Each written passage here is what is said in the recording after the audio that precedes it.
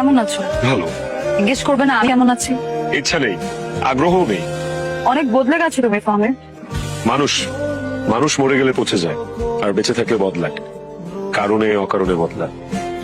আমাদের ঝগড়ার কিছুদিন পরে আমি জানতে পেরেছিলাম যে ওই মেয়েটার সাথে তোমার কোনো সম্পর্ক ছিল না। এরপর তারপর আপনি আমাকে অনেক খুঁজেছেন, কিন্তু পাননি। ফাহমিদ, ওই দিনের জন্য আই এম রিয়েলি সরি। আমি না রাগের মাথায় কি কি বলে ফেলেছিলাম আমি নিজেও জানি না, কিন্তু আমি এখনো তোমাকে ভালোবাসি ফাহমিদ। Nice jokes.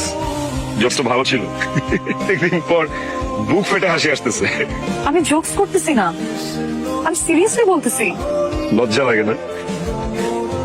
লজ্জা শরম নাই আপনার? একটু তো হায়া লজ্জা শরম এগুলো থাকা উচিত একটা মানুষের। ভালোবাসা মানে কি? ভালোবাসা মানে বোঝেন? ভালোবাসা মানে হচ্ছে making commitments, fulfilling those commitments.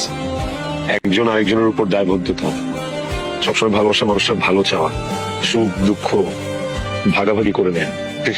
আরে কি বলি, এইসব ছিটে ফোটাও তো আপনার মধ্যে নাই, ছিলও না। ফাহমিদ প্লিজ আমাকে বোঝার একটু চেষ্টা করো। আপনি কি ভুলে গেছেন ওইদিন আমাকে আপনি কি কি বলেছিলেন?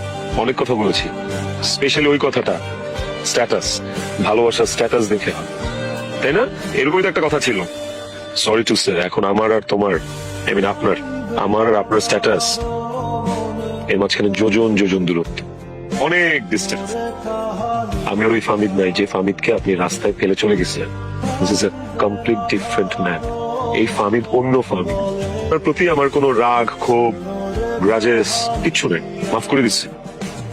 বাট একটা কথা কি জানেন, আপনি চলে যাওয়ার পর আমি আর কাউকে ভালোবাসতে পারিনি।